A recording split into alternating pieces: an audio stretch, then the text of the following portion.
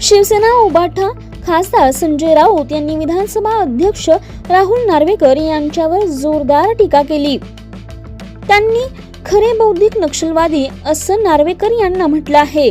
आमदारांच्या अपात्रता प्रकरणातील निर्णयावरून आणि संविधानिक पदाचा गैरवापर केल्याचा आरोप करत राऊतांनी त्यांच्यावर ही तीव्र शेलकी टीका केली, ज्यामुळे राजकीय वर्तुळात नवीन वाद पेटला आहे।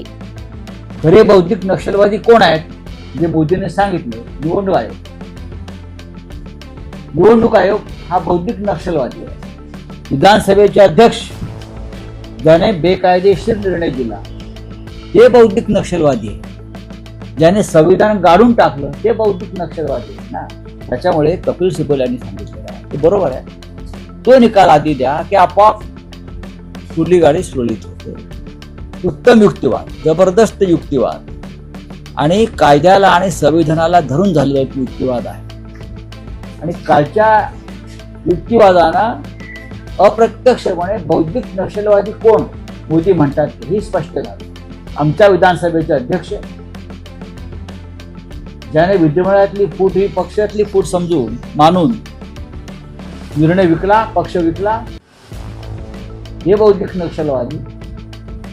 आणि कोणत्याही नियमाचं पालन